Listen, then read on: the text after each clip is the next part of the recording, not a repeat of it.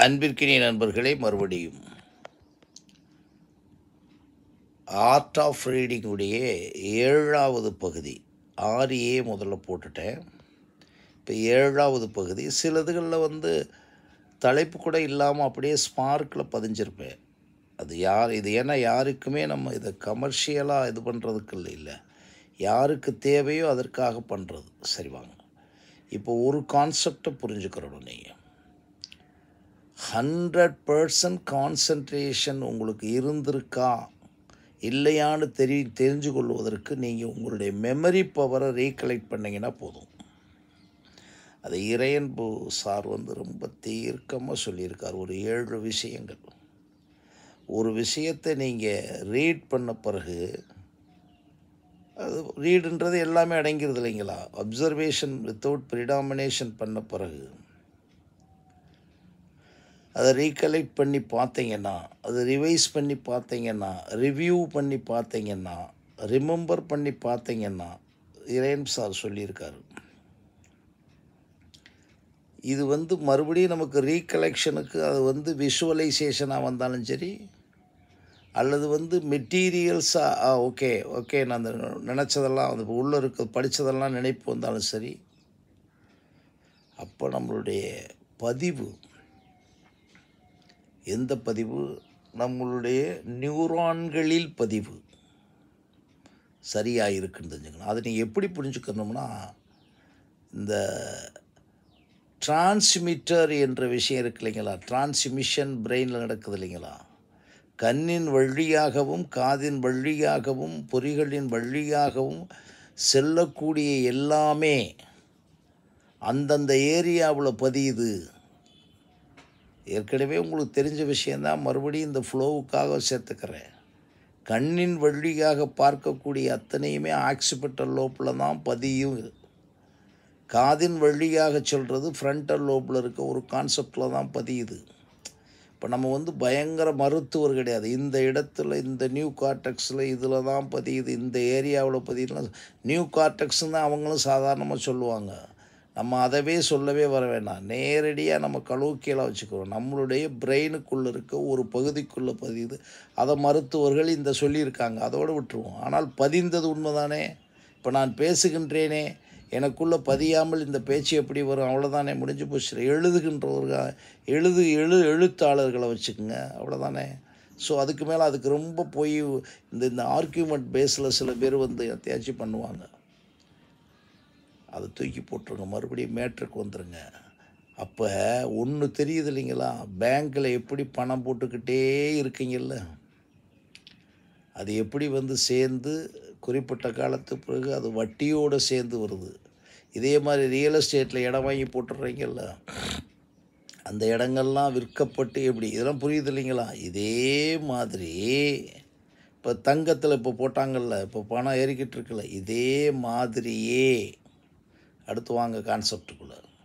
இதே மாதிரியே உங்களுடைய டிஎன்ஏக்களில், மரபணு திறன்களில் இருக்கக்கூடிய டிஎன்ஏக்களில், இந்த இடத்துல நீங்கள் ஏற்கனவே நான் சொல்லியிருந்தாலும் தெரிஞ்சுக்கோங்க, இதுவரை தியரி ஆஃப் மல்டிபிள் இன்டெலிஜென்ஸ் படி கிட்டத்தட்ட ஒரு 8 ஸ்மார்ட் அல்லது 10 ஸ்மார்ட்டுக்குள்ளே தான் இருக்குது. அப்படின்னா என்ன, ஒவ்வொரு ஸ்மார்ட்டுன்றது டிஎன்ஏ தான். அதாவது பாடி ஸ்மார்ட், உடல் திறன், அது ஸ்போர்ட்ஸ் பூரா வரும். மேத்ஸ் ஸ்மார்ட், கணிதத்திறன், அது ராமானுஜத்திலிருந்து எடுத்துக்குங்க. மியூசிக்கல் ஸ்மார்ட், இசைத்திறன் அப்படி எடுத்துக்கங்க. பிக்சர் ஸ்மார்ட், வரைவு திறன். Naturalistic smart, interpersonal smart, intrapersonal smart, word smart, பேச்சுக்கலை, எழுத்துக்கலை, சிந்தனைக்கலை. இப்படி பார்க்கும்போது மொத்தம் இவங்க என்ன சொல்கிறாங்க, ஒரு 10 ஸ்மார்ட்டுக்குள்ளே இருக்குன்னு தான் தியரி ஆஃப் மல்டிபிள் இன்டெலிஜென்ஸ் சொல்லுது, ஹார்வர்ட் கார்னரே. ஆனால் இதுக்கு முன்னாலேயே 64 கலைகள் நம்ம நாட்டில் இருக்குது. அதை நம்ம எப்படி மறுபடியும் எடுத்து செய்கிறோம் இல்லைன்னு, 64 கலைகளுக்கு சொந்தக்கார கண்டுபிடித்த நம்ம தான். அது மருத்துவ கலையிலிருந்து, ஆடல் கலையிலிருந்து அது நிறைய 64 கலைகள் இருக்கு இல்லைங்களா? பாடல் கலை, ஆடல் கலை, மருத்துவக்கலை எல்லாம் இருக்கு இல்லைங்களா? பேச்சுக்கலை, அந்த 64 கலைகளும் டிஎன்ஏ தான். இவைகளெல்லாம் அவர்களுக்குள்ளே எப்படி வந்துச்சு, இது இன்றைக்கி விட்டுட்டு போயிருக்காங்களே அப்படின்றது அந்த டிஎன்ஏனுடைய மூலம் பார்த்து பேசுவோம். அது இப்போதைக்கு பேச வேணாம். பட் ஒன்று இப்போ நம்ம கையில் இருக்குது. இப்போ நம்ம கையில் இந்த கேமரா இருக்குது, பேசுகிறோம், அவ்வளோதான். அதோடு போயிடுவோம். கேமராவை கண்டுபிடித்ததுக்கெல்லாம் விளக்கம் சொல்லிக்கிட்டு பழமையே பேசிக்கிட்டு இருக்க வேணாம். இந்த ப்ரெசண்ட்டுக்குள்ளே போகணும்னா நம்ம என்ன சொல்ல வந்தோம்? ஆர்ட் ஆஃப் ரீடிங்க்கு முக்கியமான விஷயமே கான்சன்ட்ரேஷன் 100% இருக்கணும்னு சொல்ல வந்தோம். அந்த கான்சன்ட்ரேஷன் 100% இருக்கணும்னு சொன்னாலே நீங்களாக இல்லாமல் 100% வர முடியாது. ஆமாம், வர முடியாது. கன்ஃபார்ம். அந்த நீங்களாக இருப்பதை பற்றிய கான்செப்ட் தான் நாம் இப்போ டிசைன் பண்ணியிருக்க செல்ஃபாலஜி. அது உலகத்திலே இருக்கா இல்லையான்னு ஆராய்ச்சி பண்ண நான் விரும்பலை. இதுவரைக்கும் எனக்கு தெரிஞ்சு செல்ஃபாலஜின்னு ஒரு கான்செப்ட் இல்லை. அப்படின்னா என்ன? நீங்களாக இருப்பது என்பதை இதை சொன்னால் தான் அந்த ஆர்ட் ஆஃப் ரீடிங்கை கனெக்ட் பண்ணுவீங்க. உங்களுடைய மனம், உடல், அறிவு, மனச்சாட்சி, மரபணு திறன், உங்களுடைய காலம், இடம், பொருள் அத்தனையும் 100% ஈடுபடுகின்ற ஒன்று நீங்கள் தேர்வு பண்ணிங்கன்னா தான் நீங்களாக இருக்கிறீங்கன்னு அர்த்தம்.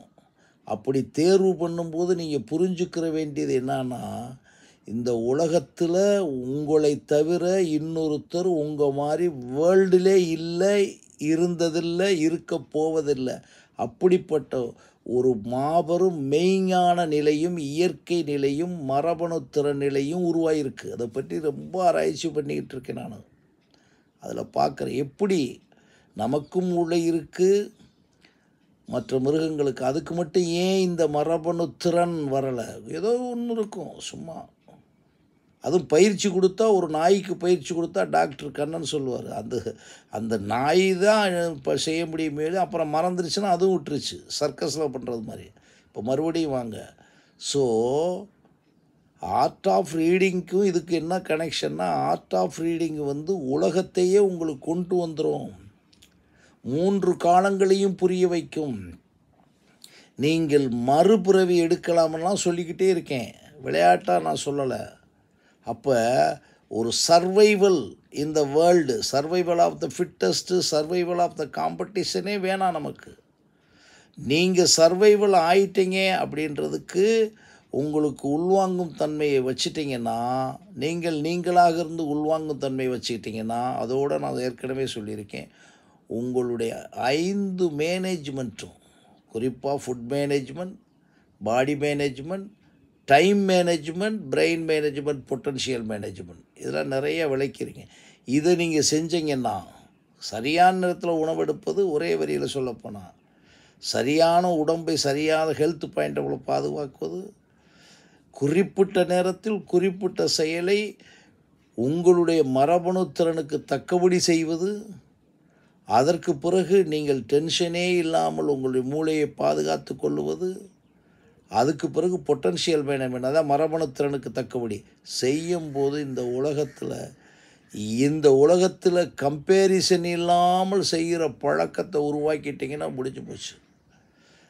இன்னொன்று, நீங்கள் இது பண்ணிக்கிட்டு இருக்கும்போது உங்களுக்கு வரக்கூடிய விஷயங்கள் நெகட்டிவ் தாட்ஸ் என்ற எல்லாமே, சுயநலம், பொறாமை, பேராசை, மூடநம்பிக்கை, நம்பிக்கை, ஆணவம் எல்லாம் வரும். எல்லாம் அழிஞ்சு போயிடும். ஏன்னா நீங்கள் இந்த ஆர்ட் ஆஃப் ரீடிங்குள்ளே, இந்த பார்த்தல் கேட்டலுக்குள்ளே நுழைஞ்சிட்டிங்கன்னா, உங்களுக்கு நான் போனதிலே சொல்லிட்டேன், மூளைக்குள்ளே ஒரு 5 ஏரியா, 5 எவல்யூஷன் நடக்குது. அதையும் ஒரு செய்தியாக வச்சுங்க. உங்களுடைய பிரெயினுக்குள்ளே இருக்கக்கூடிய, நியூரானில் இருக்கக்கூடிய டிஎன்ஏ சம்மந்தப்பட்டதை நீங்கள் உங்களுடைய மரபணு திறனுக்கு தக்கபடி நீங்கள் உள்வாங்கினீங்கன்னா, சூழலை அமைத்து உங்களுக்கு என்ன நடக்கு? Evolution of genetical intelligence, elevation of genetical intelligences, enlargement of genetical intelligences, enrichment of genetical intelligences, enlightenment of genetical intelligence நடக்கும். அப்படின்னா என்ன அர்த்தம்னா, 2 மாதத்துக்கு முன்னால் ஒரு விஷயத்தை நீங்கள் பயிற்சி எடுக்கலை, இசையாக இருக்கட்டும், எழுத்தாக இருக்கட்டும், பேச்சாக இருக்கட்டும், 2 மாதத்துக்கு பின்னால் இப்போ தொடர்ந்து பயிற்சி எடுத்துகிட்டு இவர் நல்லா பேசுகிறார் சார், நல்லா எழுதுகிறார் சார், இப்போ ஹேண்ட் ரைட்டிங்லாம் வந்துருச்சு இல்லைங்களா? ஸோ எல்லா விஷயமுமே நீங்கள் செய்யக்கூடிய ப்ராக்டிஸில் கண்டினியூவஸ் ப்ராக்டிஸில் உங்களுடைய மரபணு திறனில் இருக்கக்கூடிய ஆற்றல், எழுத்தாற்றலாக இருக்கட்டும், சிந்தனை ஆற்றலாக இருக்கட்டும், இப்போ கம்ப்யூட்டர் ஆற்றலாக இருக்கட்டும், ஏஐ ஆற்றலாக இருக்கட்டும், உள்ள எவ்வளவு ரகசிய பெட்டகம் பாருங்கள். அங்கே தான் நீங்கள் இறைமை என்ற தத்துவத்தை உரிய முடியும். இந்த மந்திரமெல்லாம் பண்ணிக்கிட்டுறதுக்கெல்லாம் ஓகே, லேண்ட்லைன் மாதிரி போயிடும். நீங்கள் உங்களுடைய இறை சக்தி, இந்த உலகத்தில் மனிதனுக்கு மேலே ஒன்று இருக்குது, பியாண்ட் அவர் பாடி லிமிட்ஸ்னு புரிகிற சக்தியை எப்போ புரிய வைக்கிறீங்களோ, அதுக்கு உதாரணம் இதுதான். உலகத்தில் பிறந்தவன்லாம் இறந்துருக்கான், இப்போ இருப்பவனு இறக்க போகிறான், வரப்போகிறவனு இறக்க போகிறான். ஆனால் இந்த இறப்பு எப்படிடா இந்த உடம்புக்குள்ளே வைக்கப்பட்டது புரியுதா உங்களுக்கு? இன்னும் புரியாது. அந்த புரியாத, மனிதனால் புரிய முடியாத, அறிவியலால் புரிய முடியாத, சிந்தனைக்கு எட்ட முடியாத, எங்கே சுற்றி வச்சாலும் பார்க்க முடியாத நாத்திகவாதிகள் சொல்லிடுவாங்களா, இறப்பு இதற்காகத்தான், பகுத்தறிவு பண்ணி குறை சொல்லலைங்க. இதை ஒத்துக்கிறேன் அவங்க. அதை உடனே இயற்கைன்றாங்க. இயற்கைனா என்ன அப்படின்னா என்ன? ஒரு சக்தி. அதோடு நின்றுட்டு இந்த போலி பசங்க பண்ணுறாங்கள ஆன்மீகம், அதல்ல.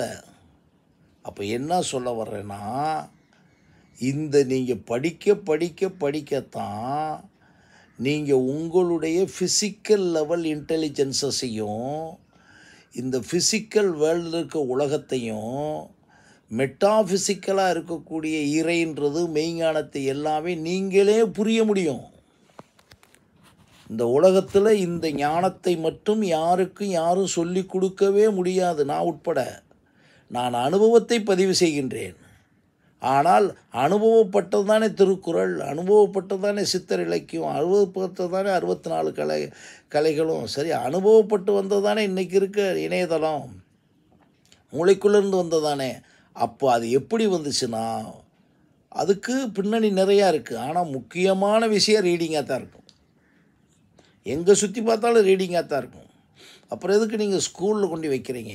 ஆக இந்த கனெக்டிவிட்டியை அண்டர்ஸ்டாண்ட் பண்ணிக்கங்க. நம்முடைய ஆர்ட் ஆஃப் ரீடிங் மூலம் மூளை எப்படி இயங்குகிறது, மூளைக்குள் இருக்கக்கூடிய நியூரான்கள் எப்படி இயங்குகிறது, அந்த மூளைக்குள் இருக்க நியூரான்களில் இருக்கக்கூடிய டிஎன்ஏ எப்படி வளர்கிறது, அந்த டிஎன்ஏ மூலம் உலகத்தரமான அவரவர்கள் துறையில் பெஸ்ட் ஆஃப் வேர்ல்டாக ஆக முடியும் என்பதும் ஆர்ட் ஆஃப் ரீடிங்கில் தான் இருக்குது என்பது என்னுடைய கருத்து. மறுபடியும் சந்திக்கின்றேன். நன்றி, வணக்கம்.